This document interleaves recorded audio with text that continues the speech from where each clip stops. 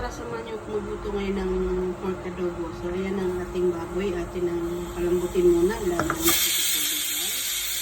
Para mas masarap. Ayan, nalambot na siya. Huwag naman kita ilang natin sa guys. At isang kaya version is siguro. At saka ganyan lang yung layas na maliit.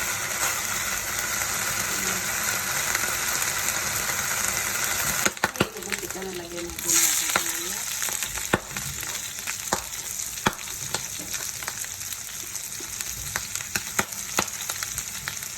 So, ito na yung sibuyas na natin natin bawa. Tapos natin natin lang.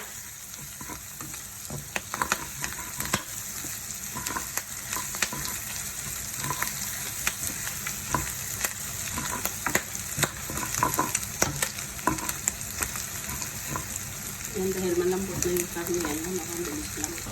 Lagay tayo ng paminta guys. Lagay tayo ng bay leaves. Ayan.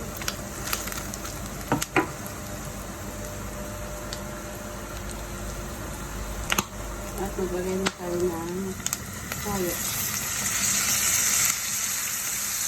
Ayan.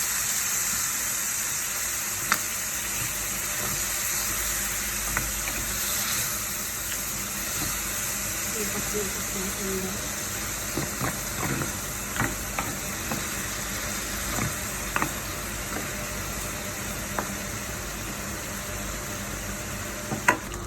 Diyan tayo mag-isa. Ilagay tayo ng asukal ng 1 tablespoon. Optional lang po guys. Ang sugar natin.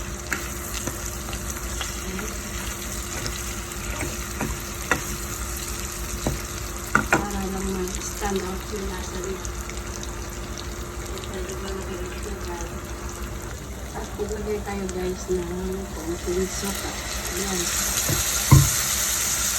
Yan. So, hahalawin tayo guys para hindi mahalawin yung suka. Pantay lang natin na tunong-tunong tayo yung suka. Saka natin hahalawin.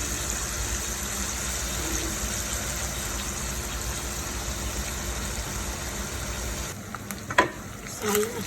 Pulang-pulang yung suka. Sige naman susunodin. Ayan. Ito yung hanap ko sa sarap na guys. Super lambot na niya.